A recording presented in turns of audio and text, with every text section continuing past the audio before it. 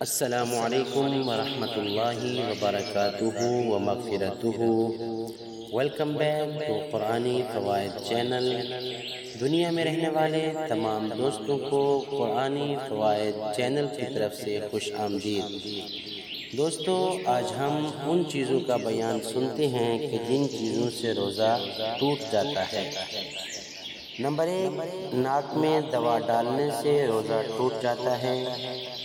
Cigarette پینے سے اور تمباکو نوشی کرنے سے روزہ ٹوٹ جاتا ہے۔ بھاپ، اسٹیم یا انہیلر کا استعمال کرنے سے روزہ ٹوٹ جاتا ہے۔ عورت کو ماہواری کے ایام میں حیض کے آ جانے سے روزہ ٹوٹ جاتا ہے۔ اللہ پاک ہم سب کو عمل کی توفیق عطا فرمائے۔